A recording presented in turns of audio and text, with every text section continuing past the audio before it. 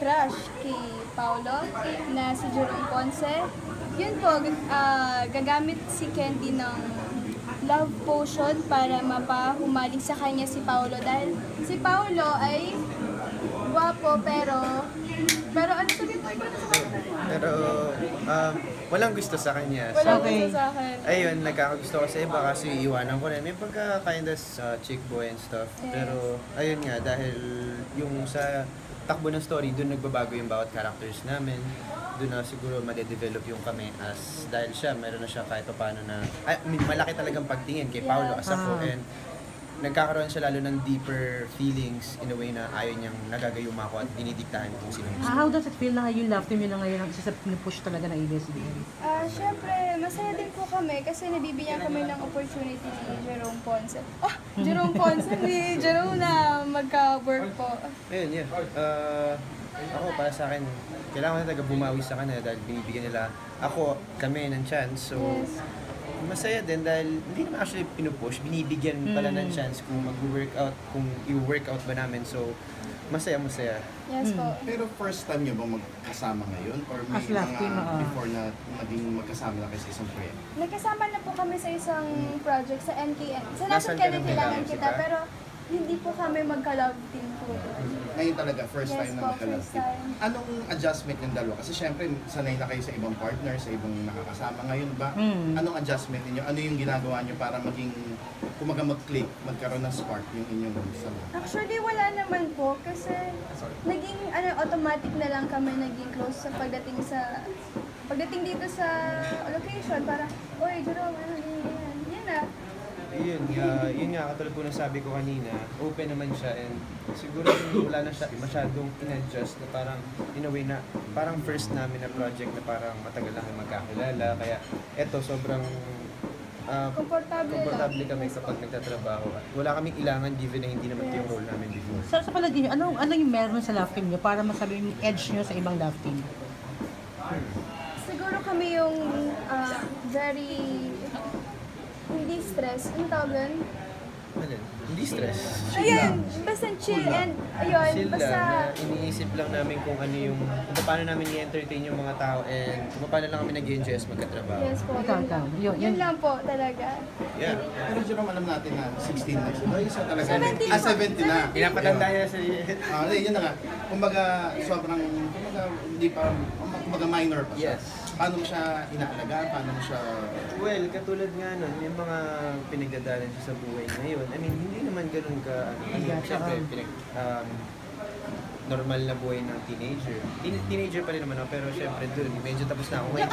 Ngayon kasi ang iniisip ko na lang is yung paano mag-ipon ng para sa bahay. Binibigyan ko siya ng advice and kinukulit ko lang din para lang mawala yung stress niya doon na dito sa trabaho, bakit naman na masyado ako stress. Stress na nga yung trabaho, Stress ka pa. mag-stress ka pa. Kaya bakit di mo na lang enjoy yung stress? Ano ba yung pinapag-anan mo? Kasi nabanggit na yung pinapag-anan ka. diba? Ewan ko talaga si Jerome. Ano lang, may mga bagay-bagay talaga. Charot, joke lang. Sa mga bagay na marami namang pinagkakastressan. Pero yan nga, nandyan po si Jerome na para lagi ako nire-remind na huwag mong problemahin yan, may mas malaki pang problema dyan. Isa-isa lang kasi. Sa work to work related, family, what? Halo-halo na ba yan? Halo-halo na po. Pero ikaw ba at your age right now, entertaining tutors? Nag-entertain ka naman ng mga tutors? Pa? Tutors ba nag-entertain ka na ngayon?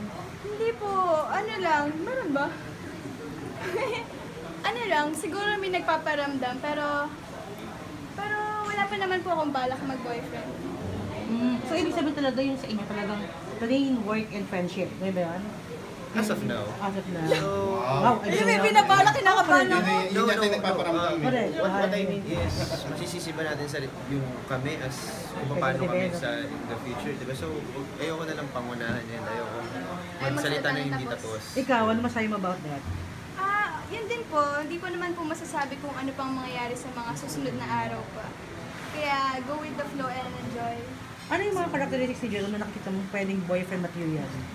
Si Jerome, yes. Ano ba? Ano? Ang tawag doon? Malakas yung sense of, humor niya. Okay. And ano siya, basta masaya lang siya kasama, ang gaan sa pakiramdam, chill lang. Parang pagkasama, parang walang problema. Ikaw naman, ano yung mga characteristics niya na pwedeng masabi mo Someday, pwede ka manligaw, pwedeng magustuhan mo. She's raw. Raw siya sa industriya and hindi siya masyado pinapasukan ng kung ano-ano sa utak. Alam niya ang tama at mali, alam niya ang pakikisama. Alam niya kung paano makaramdam ng isang tao. Before kasi parang sinasabing parang look-alike ka ni Angel Locsin and di ba ni Andy Eigenman? Yes po. Ano-ano feeling mo na hanggang ngayon yung parang girl Oh ko my sila God, parang kinikilig naman. Siyempre, Siyempre nakakatuwa po sabihin na, uy, kamukha mo, mag-comment ka, hold mo si Miss Angel Locsin. Siyempre, wow naman, Angel Locsin. Yun po, So, siyempre. nag-darna. Agad-agad. Yun po, masaya lang po ako kasi may nakaka-appreciate po. Yes po. Kaysa, syempre, naging ka-love team mo si Bess, naging ka-love team mo si Joshua. Anong difference ng tatlo? Ano mo nga? Iba-iba. I-describe mo silang tatlo. Si Jerome, ano ba? Si Jerome kasi yun nga po, pag sa kanya talaga, sobrang work talaga. So, mapapafocus ka talaga sa work mo. Yung ganon. Si Joshua naman, si Joshua naman, ano siya, yun, kulitan lang, and in-enjoy lang namin yung company na bawat isa. And kay Vess, si Vess naman, very, anong text na? Si Vess naman, very, ano siya, professional din siya sa work, and yun, tinutulungan din niya ako. Yun, fun. Pero sa tatlong yun, sino yung nagpaparamdam? Parang multo lang. Ano yung kaparang tatlo? Talaga ba? Wala. Ayoko magsalita kasi ayoko naman sabihin na feeling ako or nag-assume. Kaya, yun, ayoko na lang po sabihin Kung sino sa tatlo. Pero meron. Pero feeling mo. Meron doon sa tatlo. Meron ba, Walter? Ba't tinatanong mo? Siguro, meron po. May isa Yung ba kanina yung base sa text-text hirit ni... Yung ba yung text-text lang? Hindi po, ito talaga eh. Nasa naman na ito ni Ponce. Liza, base sa hirit kanina ni Jerome, parang has something to do with your personal problem. No? Pero gusto lang malaman ng mga fans, broken-hearted ka ba? Hindi po, hindi ako broken-hearted. Parang ano lang. Ano ba? Going strong. Going strong. Hindi ako broken-hearted, going strong. Galing mo dun ah. Ibig sabihin may isang special relationship na tinanggal mo yan. Ay, wala po, wala. Okay. Wala. Wala. Special. Sabi mo kasi kanina, walang relasyon, na Yes hindi po, ka pa wala. nagkakaroon ng Boyfriend. Hindi wala pa akong boyfriend. Oo. Pero kasi marami rin yung Na- naniniwala na naging kayo ni Joshua. Joshua at naghiwalay kayo. Kasi siguro iniisip nila na hiwalay, I mean, na relationship. Kasi hindi kami magkatrabaho. Hindi naman porket hindi magkatrabaho kayo na. And porket hindi na kayo magkatrabaho, break na kayo. Di ba? Hindi naman po yung gano'n. So, hindi kayo So hindi kayo break. At hindi rin kami. Yun po, hindi kami Pero break. naging mag-MU kayo. Masakit pag Ah. dinay.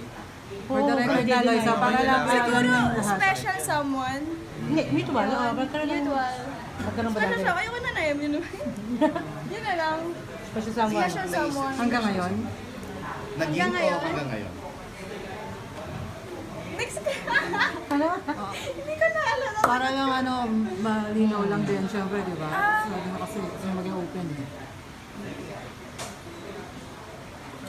Nahirapan na ako kung hindi ko nakasuot. Wait lang, Special someone ba siya right now? Hanggang ngayon? Hanggang ngayon.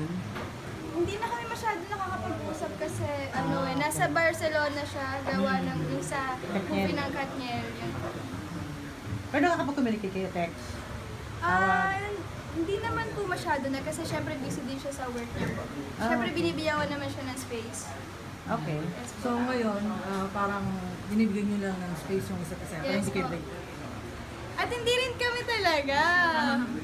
Parang ano Magets lang. niyo na yan. Ikaw, may girlfriend ka ba? Ikaw? Ako po, recently, taga na, pero Nag-break kayo? yeah. Wala. Ano lang naman, actually I can work with a girlfriend or someone pero mas nakakahinga lang kapag wala dahil mas naiisip ko yung sarili ko. May oras ka sa sarili. I can grow as individual muna bago ko as iba. Alright. And